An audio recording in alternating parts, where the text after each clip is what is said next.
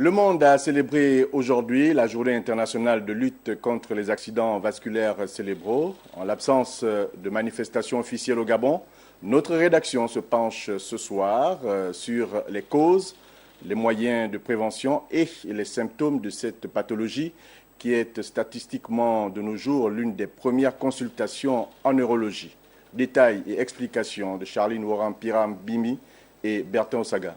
Sur cette carte, il y a des L'accident cardiovasculaire cérébral serait la première cause d'hospitalisation et de décès au service neurologique du centre hospitalier universitaire de Libreville. Au moins 75 à 80% de patients hospitalisés sont victimes d'AVC et les jeunes ne sont plus en marge de cette pathologie. L'accident vasculaire cérébral, c'est un déficit neurologique qui survient d'une manière soudaine et qui est supposé d'origine vasculaire.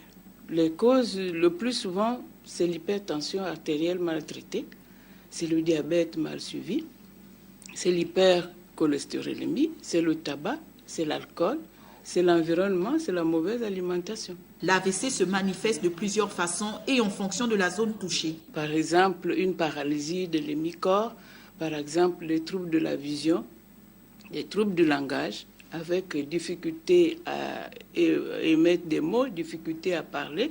La prise en charge rapide du patient est un atout pour une guérison totale.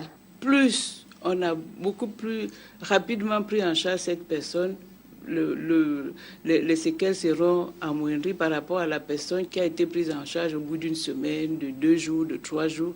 Les séquelles seront beaucoup plus massives. Quand une personne a ça à la maison, il faut l'allonger, il faut appeler le SAMU. Pour prévenir des AVC, il faut avoir une certaine hygiène de vie.